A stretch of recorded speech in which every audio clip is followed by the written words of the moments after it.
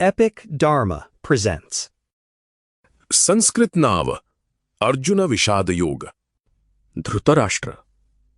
संजया, धर्मभूमी कुरुक्षेत्रावर युद्धाच्या इच्छेने जमलेल्या माझ्या आणि पांडूच्या पुत्रांनी काय केले?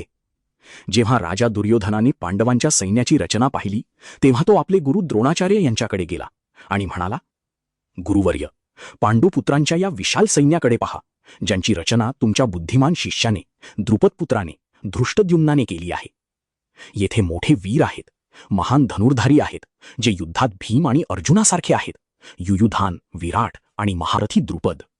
तसेच धृष्टकेतू, चेकितान, काशीराज, पुरुजित, कुंतीभोज आणि शैब्य हे सर्व नरश्रेष्ठ आहेत. पराक्रमी युधामन्यू, वीर्यवान उत्तमौजा, सुभद्रेचा पुत्र अभिमन्यू आणि द्रौपदीचे पुत्र हे सर्वजण खरोखरच महारथी आहेत. पण आपल्या बाजूलाही हे द्विजश्रेष्ठ जे नावाजलेले सेनापती आहेत, त्यांच्याबद्दल मी तुम्हाला सांगतो. स्वतः तुम्ही, भीष्म, कर्ण आणि युद्धजयी कृपाचार्य, तसेच अश्वत्थामा, विकर्ण आणि सोमदत्ताचा पुत्र भूरिश्रवा. आणखी अनेक शूरवीर आहेत ज्यांनी माझ्यासाठी आपले प्राण पणाला लावले आहेत. ते सर्वजण विविध शस्त्रांनी सज्ज आहेत आणि युद्धाच्या कलेत निपुण आहेत.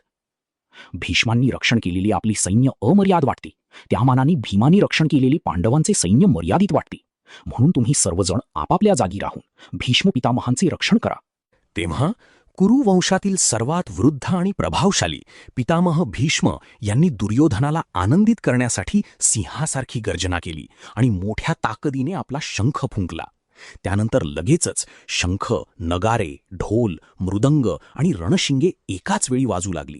तो आवाज भयानक होता. दुसऱ्या बाजूला पांढऱ्या घोड्यांनी जोडलेल्या एका भव्य रथात बसलेले कृष्ण आणि अर्जुन त्यांनीही आपापले दिव्य शंख फुंकले. श्रीकृष्णाने आपला पांचजन्य शंख फुंकला, अर्जुनाने देवदत्त शंख आणि भयानक कर्मे करणाऱ्या लांडग्यासारखे पोट असलेल्या भीमाने आपला पौंड्र नावाचा महाशंख फुंकला. कुंतीपुत्र राजा युधिष्ठिराने अनंत विजय नावाचा शंख फुंकला, तर नकुल आणि सहदेवाने अनुक्रमे सुघोष आणि मणिपुष्पक शंख फुंकले. काशीचा राजा परम धनुर्धारी, शिखंडी, महारथी, धृष्टद्युम्न, विराट आणि अजेय सात्यकी, तसेच द्रुपद आणि द्रौपदीचे पुत्र आणि सुभद्रेचा महाबाहुपुत्र या सर्वांनी हे राजा आपापले शंख स्वतंत्रपणे फुंकले. त्या प्रचंड आवाजाने आकाश आणि पृथ्वी दुमदुमून सोडली आणि धृतराष्ट्राच्या पुत्रांची, कौरवांची हृदये विदीर्ण केली. त्यानंतर हनुमानाचं चिन्ह असलेल्या ध्वजासह रथावर बसलेल्या अर्जुनाने धृतराष्ट्राच्या पुत्रांना युद्धासाठी सज्ज झालेले पाहिले.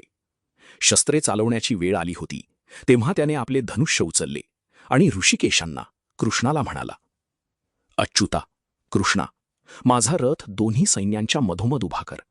मला पाहू दे की युद्धाच्या इच्छेने इथे कोण कोण जमले आहेत, कोणाशी मला या रणात लढायचे आहे.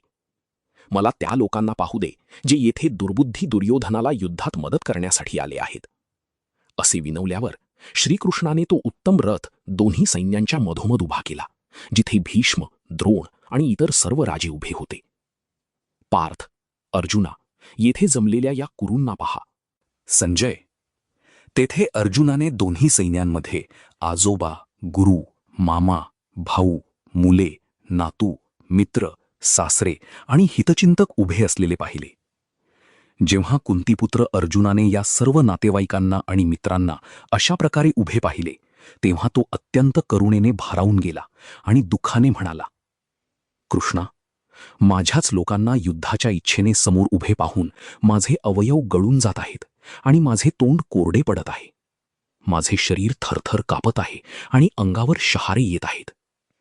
माझे गांडीव धनुष्य हातांतून सटकत आहे आणि माझी त्वचा जळत आहे. मी नीट उभा राहू शकत नाहीये आणि माझे मन गोंधळून जात आहे.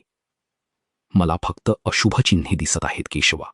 युद्धात स्वतःच्याच नातेवाईकांना मारून काही चांगले होईल असे मला वाटत नाही. मला विजय नको आहे कृष्णा, मला राज्य नको आहे आणि सुखेही नको आहेत. गोविंदा, आम्हाला राज्याचा, उपभोगांचा किंवा जगण्याचा तरी काय उपयोग, जेव्हा ज्यांच्यासाठी आम्हाला हे सर्व हवे आहे, गुरु, वडील, मुले, आजोबा, मामा, सासरे, नातू, मेहुणे आणि इतर नातेवाईक, तेच इथे आपले प्राण आणि संपत्ती पणाला लावून उभे आहेत. हे मधुसूदना, जरी त्यांनी मला मारले तरी मी त्यांना मारू इच्छित नाही. त्रैलोक्याच्या राज्यासाठी सुद्धा नाही. मग या पृथ्वीची काय कथा? जनार्दना, धृतराष्ट्राच्या पुत्रांना मारून आम्हाला काय समाधान मिळेल? या आततायी लोकांना मारून आम्हाला फक्त पापच लागेल. म्हणून आपल्याच बांधवांना, धृतराष्ट्राच्या पुत्रांना मारणे आपल्याला शोभत नाही. हे माधवा, स्वतःच्याच कुटुंबाचा नाश करून आपण कसे सुखी होऊ शकतो? जरी लोभाने बुद्धी भ्रष्ट झाल्यामुळे हे लोक कुळाचा नाश करण्यात किंवा मित्रांशी द्रोह करण्यात काही दोष पाहत नसले, तरी आपण जे कुळाच्या नाशातील दोष जाणतो, या पापापासून दूर का राहू नये? कुळाचा नाश झाला की सनातन कुलधर्म नष्ट होतात. धर्म नष्ट झाला की संपूर्ण कुळात अधर्म पसरतो. अधर्माच्या प्रभावामुळे हे कृष्णा, कुळातील स्त्रिया दुराचारी होतात आणि स्त्रिया बिघडल्या की हे वार्ष्णेय वर्णसंकर होतो. हा वर्णसंकर कुळाचा नाश करणाऱ्यांना आणि कुळाला नरकात नेतो, कारण श्राद्ध आणि तर्पण, पाणी आणि अन्नाचे दान नसल्यामुळे त्यांचे पूर्वज पतित होतात. कुळाचा नाश करणाऱ्यांच्या या दोषांमुळे, ज्यामुळे वर्णसंकर होतो, जातीधर्म, समाजाचे नियम आणि कुलधर्म, कुटुंबाचे नियम कायमचे नष्ट होतात. आम्ही ऐकले आहे जनार्दना की ज्यांचे कुलधर्म नष्ट झाले आहेत, अशा लोकांचा मुक्काम अनिश्चित काळासाठी नरकात होतो. अरे रे, राज्य सुखाच्या लोभाने आपल्याच लोकांना मारायला तयार होऊन आपण केवढे मोठे पाप करायला निघालो आहोत. जर मी प्रतिकार न करता आणि शस्त्र न उचलता शस्त्रधारी धृतराष्ट्राच्या पुत्रांनी मला युद्धात मारले, तर ते माझ्यासाठी अधिक चांगले होईल. असे रणांगणावर बोलून अर्जुन शोकाने व्याकुळ होऊन आपले धनुष्य आणि बाण खाली टाकून रथाच्या आसनावर बसला. अर्जुन विषाद योग. More epics at epicdharma.com.